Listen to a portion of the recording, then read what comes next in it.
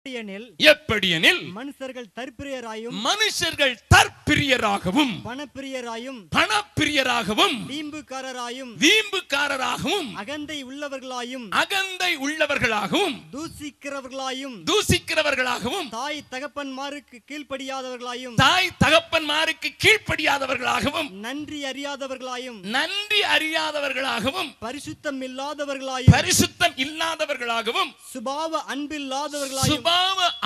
இல்லாதவர்களாகவும் இணங்காதவர்களாகவும் அவதூறு செய்கிறவர்களாகவும் இச்சை அடக்கம் இல்லாதவர்களாகவும் கொடுமை உள்ளவர்களாகவும் நல்லோரை பகைக்கிறவர்களாகவும் துரோகிகளாகவும் துணிகரம் உள்ளவர்களாகவும் இருமாப்பு உள்ளவர்களாகவும் தேவ பிரியராயிராமல் சுகபோக பிரியராகவும் தேவ பக்தியின் வேஷத்தை தரித்து அதன் பலனை மறுதலிக்கிறவர்களாகவும் இருப்பார்கள். நல்லா கவனிங்கம்மா, இதை நான் கொஞ்சம் வித்தியாசமான பிராக்கெட்ல போட விரும்புறேன். There is no family values. There is no social value. There is no spiritual value. நல்லா கவனிங்க, சாதாரணமாக குடும்பத்தில் காணப்பட வேண்டிய அந்த முக்கியமான குணங்களாகிய காரியங்கள் தேவனை அறிந்தோம் என்று சொல்லுகிற மக்கள் மத்தியிலே, தேவனை அறிக்கை செய்கிற மக்கள் மத்தியிலே இல்லாமல் போகுமா? போன வாரத்தில் நான் சென்னையில் இருந்தேன். சென்னையிலே சாப்பிட்டு கொண்டிருக்கும் போது அந்த குடும்பத்தில் இருக்கிற ஒரு சகோதரி எனக்கு சொன்னாள், 3 வயது நிரம்பிய தன்னுடைய பெண் பிள்ளைக்கு அப்பா அழகான ஒரு டிரெஸ் வாங்கி கொண்டு வந்து கொடுத்தார். அந்த பிள்ளை தன்னுடைய அறையில ஓடி சென்று அப்பா வாங்கி கொடுத்த டிரெஸ்ன்னு போட்டுட்டு திரும்ப வந்து, டாடி உங்களுக்கு மூளை இருக்கான்னு கேட்டுச்சு. யாரு? only 3 years. இன்னைக்கு அப்பா அம்மாவுக்கு பிள்ளைங்க கொடுக்கிற வேல்யூ பார்த்துக்கோங்க. எங்க அப்பா சாகிற வரைக்கும் என் பேரை சொன்னா கை கால்லாம் நடுங்கும். அது அந்த காலம். இப்போ 3 வயது பிள்ளை வேகமா போச்சுது, ட்ரெஸ் மாத்திச்சு, திருப்பி வந்து உங்களுக்கு மூளை இருக்கா டாடி? அப்பாவுக்கு ஷாக். என்னம்மா, என்னடா சொல்ற? டம்மி பட்டன் தெரியாத ஒரு ட்ரெஸ்ஸா? விளங்கல சிலருக்கு. தொப்பு தெரியாத ட்ரெஸ் வாங்கிட்டு வந்திருக்கிறேன், ஒரு மனுஷனா? ஹல்லேலூயா. யாருக்கு யாரு பாடம் சொல்லி கொடுக்கிறா? அப்பாவுக்கு சின்ன மகா இன்னைக்கு தான் ஒரு இலை தான் விட்டுருக்கு, 2 இலை கூட விடல, ஒரு இலை தான் விட்டுருக்கு. அதுக்குள்ளே சொல்லுது, உனக்கு மூளை இருக்காயா? உலகத்துல எல்லாரும் தொப்புல காட்டிக்கிட்டு நடக்கிறாங்களே. ஹல்லேலூயா. நீ என்னடான்னா இப்படி போயிட்டு இருக்கியே. ஒரு ஊழியக்காரர் இப்படியே சொன்னாரு, ஐயா சொன்னதை நான் சொல்றேன், நான் இனிமே மோசையை போல முக்காடு போட்டு தான் சபையை நடத்தணும் போல தெரியுதுன்னு. நான் அவரை கேட்டேன், என்னையா உமக்கு முகத்துல அவ்வளவு பிரகாசமா? இல்ல பிரதர், எங்க ஆளுங்க பண்ற ட்ரெஸ்ஸை போட்டா எனக்கே வெக்கமா இருக்குது, அதனால மோசையை போல முகத்தை மூடுனாதான் இனிமே வாழ முடியும் போல, ஊழியம் செய்ய முடியும் போலங்கிற நிலைமைக்கு நான் வந்துட்டேன்னு சொன்னாரு. What is happening inside the church today? இன்றைக்கு சபைக்குள்ளே நடக்கிற காரியங்கள் என்ன கேட்டா, அத்தா பெரிய ஊழியக்கார மகளே சினுக்குன்னு போட்டுட்டு வரும்போது நாங்க மட்டும் மினுக்குன்னு போடக்கூடாதா? ஹலோ, அத்தா பெரிய ஊழியக்கார பிள்ளைங்க ஒவ்வொரு காட்சிக்கும் வித்தியாசமாய் அவர்கள் சிலுக்குன்னு போடும்போது நாங்க என்ன குறைஞ்சவங்களா பிரதர்? உண்மைதான். தேவ பக்தியின் வேஷத்தை தரித்துக் கொள்வார்கள், ஆனால் தேவனையோ தங்கள் உடையிலேயே மறுதலித்து விடுவார்கள். வேற எதிலையும் அடிக்க வேண்டாம். ஹல்லேலூயா. உங்க பிள்ளைக்கு முதல்ல ஆண்டவர் சொல்லி கொடுங்க பிரதர். அவன் உட்காரும் போதும் எழுந்திருக்கும் போதும் படுத்திருக்கும் போதும் கர்த்தருடைய வார்த்தையை பேசு என்று சொன்னார்களே, எங்க போயிட்டு? அருமையான தேவ ஜனமே, எல்லாவற்றையும் விளக்குவதற்கு நேரமில்லை. மனிதன் இன்றைக்கு சுபாவ அன்பை இழந்துவிட்ட ஒரு பொல்லாத காலத்தில் இருக்கிறோம் என்பது உண்மை. மனிதன் தன்னுடைய சுபாவத்திலே காணப்படுகிற பொல்லாத இச்சைகளினால் நிறைந்தவனாய் சுபாவமாய் நேசிக்கிற அன்பையும் இழந்து விட்டான். உலகத்திலே அது நடப்பது உண்மைதான். என்னோடு கூட என்னுடைய வீட்டுக்கு வாருங்கள், நான் உங்களுக்கு ஒரு பிள்ளையை காண்பிக்க முடியும். என்னை மகளாக எடுத்திருக்கிறவளை, என்னுடைய கடைசி மகளாக, அவளுக்கு ஷேரன் என்று பெயரிட்டு அவளை நாங்கள் கையில வைத்து கொஞ்சுகிற அந்த பிள்ளையை நீங்கள் பார்க்கலாம். அவளுக்கு 4 மாதங்கள். என்னையா 60 வயதுல போய் யாராவது பிள்ளையை தத்து எடுப்பார்களா என்று கேட்கலாம். நான் உங்களுக்கு சொல்லுகிறேன், நான் வேறொரு ஊரிலே ஊழியம் செய்து கொண்டிருக்கும் போது என் மனைவி எனக்கு ஒரு டெலிபோன் பண்ணினாள். என்ன என்று கேட்டேன். அவள் சொன்னாள், இந்த மாதிரி ரயில்வே ஸ்டேஷன்ல ஒரு பிள்ளையை தாய் தூக்கி போட்டு போயிட்டார் 2வது நாள்ல. ஆகையினால அந்த பிள்ளையினுடைய நிலைமையை பார்த்து அங்க இருக்கிற தெரு நாய்க்கள் அவளுடைய இடது கையை தின்னுட்டு, பிள்ளைக்கு ஒரே ஒரு எலும்பு மாத்திரம் தொங்கிக்கிட்டு இருந்தது.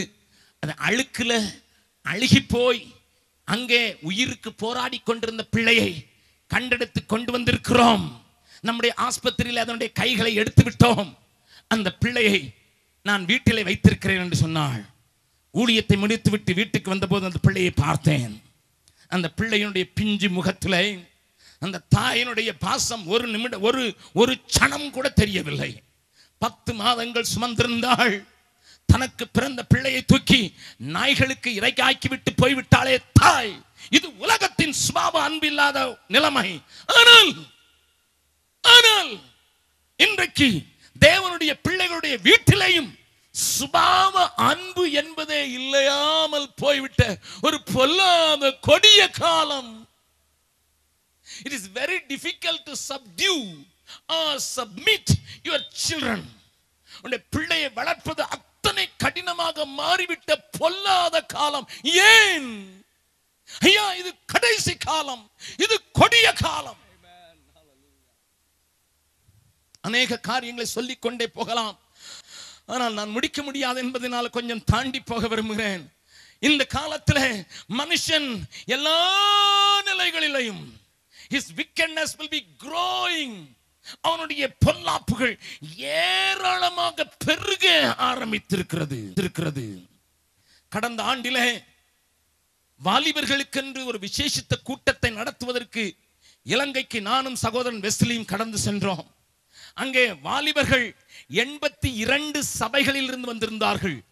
யாழ்ப்பாணத்தில் இருந்து கீழே சிங்கள பகுதிகள் வரை 82 சபைகளில் இருந்து சபைக்கு 6 பேர் மாத்திரம் வாருங்கள் என்று அழைப்பு கொடுத்ததினால் 500 பேருக்கு மாத்திரம் எங்களுடைய கேம்ப் சைட்ல இடம் உண்டு என்று சொல்லி 3.5 நாட்கள் அவர்களோடு கூட பேசும்படியாக நான் கடந்து சென்றிருந்தேன். ஏனென்றால் அதற்கு முன்னதாக இதே எஸ்டிசி காலேஜிலேயும், சென்னையிலே எம்சிசி ஸ்கூலிலேயும், திருச்சியிலே அரிஸ்டோ ஹோட்டலிலேயும், கோயம்புத்தூரில் காருண்யா அல்லூரியிலேயும் நாங்கள் கிட்டத்தட்ட 5000 வாலிபர்களை சந்தித்து அவர்களை ஆண்டவருக்கு கொண்டு வர வேண்டும் என்று அவர்களுக்கு நாங்கள் போதித்த போது அவர்களுக்குள்ள பெரிய அழுகையின் குரல் கேட்டது. அவர்கள் தங்களுடைய பாவங்களை பச்சையாய் அவர்கள் சொல்லி அறிக்கையிட்டு விடுதலை பெற்றவர்களாக கடந்து சென்றார்கள். இன்றைக்கும் ஜொலித்துக் கொண்டிருக்கிறார்கள். இதை கேள்விப்பட்ட ஒரு ஸ்ரீலங்காவினுடைய போதகர் என்னை அணுகி, அண்ணன், the same thing is required for Sri Lanka, why don't you come? ஏன் இதற்கு நீங்கள் வரக்கூடாது என்று கேட்டபடினாலே அதற்கு மாத்திரம் நானும் சகோதரனும் கடந்து சென்றோம். அந்த நாட்கள் மறக்க முடியாத நாட்களாக மாறின. 500 பேர் 82 சபைகளில் இருந்து வந்திருந்தார்கள். பலவிதமான சபை பிரிவுகளில் இருந்து வந்திருந்தார்கள். அனுப்பப்பட்டவர்கள் அனைவரும் யூத் லீடர்ஸ். தங்களுடைய வாலிப இயக்கத்தை நடத்துகிற மக்களைத்தான் தெரிந்தெடுத்து போதகர்கள் அனுப்பியிருந்தார்கள். தங்களுடைய வாலிப பிள்ளைகளை நடத்துகிற பெண்களையும் ஆண்களையும் அனுப்பியிருந்தார்கள்.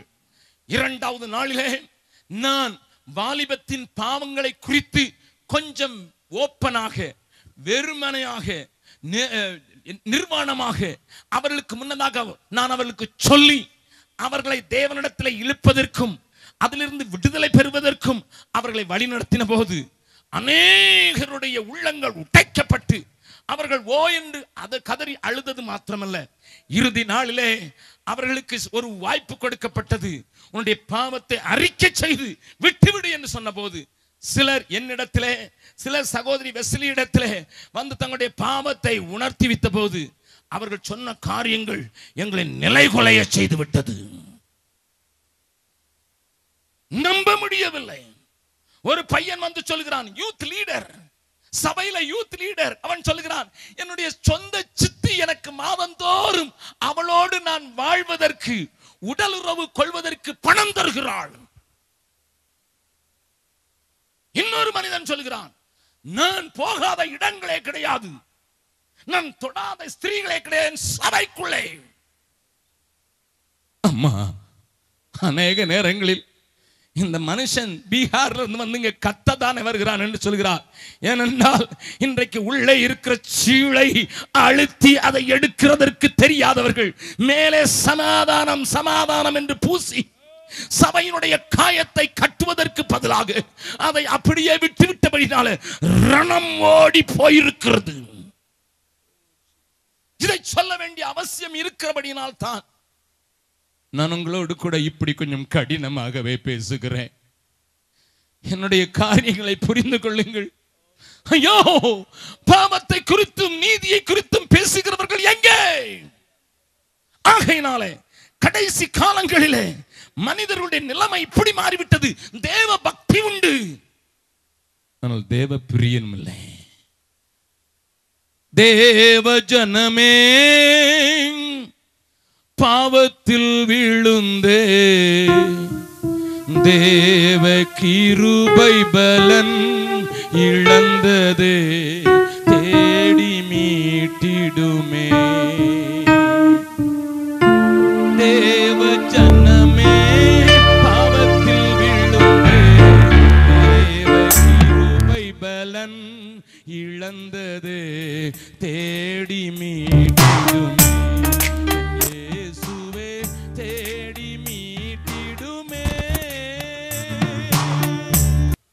ஆண்டவருடைய அற்புதங்களை ருசிக்கிறவர்கள் தான் நாங்கள். ஆண்டவருடைய அற்புதங்களை ரசிக்கிறவர்கள் தான் நாங்கள். The doctor lady said, அண்ணன், it is just a miracle. I cannot believe that with my own eyes. என்னுடைய கண்களாலே அதை நம்ப முடியவில்லை. But it happened. ஐயா, அற்புதங்களுக்கு விரோதி அல்ல, ஆனா அற்புதங்களையே நோக்கி ஓட வைத்து அந்த கிறிஸ்து இன்றைக்கு சபைக்குள்ளே பக்தியின் வேஷத்தை மாத்திரம் தரிக்க வைத்து விட்டானே என்கிற ஆதங்கம் உண்டு. தேவ பிள்ளைகளே, தேவ ஜனமே, கடைசி காலத்தில் வாழ்கிறோம், கொடிய காலத்தில் வாழ்கிறோம். கீழ்ப்படிய பிள்ளைகள் மறக்கிறார்கள். They don't want to obey. இங்கே மாத்திரமல்ல, உலகத்தில் எல்லா நாடுகளிலும் பார்க்கிறேன். கிட்டத்தட்ட 40 நாடுகளுக்கு நான் கடன் சென்று நான் பார்க்கிற சில காரியங்கள் இதுதான். How much the end time affects the Christian family. That is one of my survey. என்னுடைய வாழ்க்கையில நான் காண்கிற விரும்பும் காரியம், எப்படி கடைசி நாட்களின் காரியங்கள், கடைசி நாட்களின் ஆவிகள் எப்படியாக கிறிஸ்தவ குடும்பங்களை கெடுக்கிறது என்பதை நான் எப்பொழுதும் ஆராய்ச்சி செய்கிறேன். எந்த நாட்டுக்கு போனாலும், எந்த குடும்பத்தில் தங்கினாலும், எங்கே நுழைந்தாலும் நான் அதை அறிவதற்கு முயற்சி செய்து நான் கண்டதெல்லாம் கொடிய காலங்கள், கொடிய காலங்கள். இதுவே அது காலம், இது கடைசி காலம். வெளியில் அல்ல, உள்ளே. தேவன் உங்களோடு கூட பேசுகிறார். தேவன் உங்களோடு கூட பேசுகிறார். இன்னொரு காரியத்தை பார்க்கலாம். அதே 2 தீமோத்தேயு 4வது அதிகாரம் 3வது வசனத்தை வாசிக்கலாம். 3வது 4வது வசனத்தை வாசிக்கலாம். ஏனென்றால் அவர்கள் ஆரோக்கியமான இது யார்? இது யார்? உலகத்தார் அல்ல. It's talking about the church. Let me tell it again. Paul is talking about the church of God. தேவ சபையை குறித்து பவுல் எழுதுகிறான். அவர்கள் ஏனென்றால் பிற்காலத்தில் எப்படி இருப்பார்களாம், பவுலின் காலத்திற்கு பின்னாக அவர்கள் எப்படி இருப்பார்களாம், ஏனெனில் அவர்கள் ஆரோக்கியமான உபதேசத்தை பொறுக்க மனதில்லாமல் செவித்தினவு உள்ளவர்களாகி தங்கள் சுய இச்சைகளுக்கு ஏற்ற போதகர்களை தங்களுக்கு திரளாக சேர்த்து கொண்டு சத்தியத்துக்கு செவியை விலக்கி கட்டுக்கதைகளுக்கு சாய்ந்து போகும் காலம். It talks about the preaching and the preacher. இது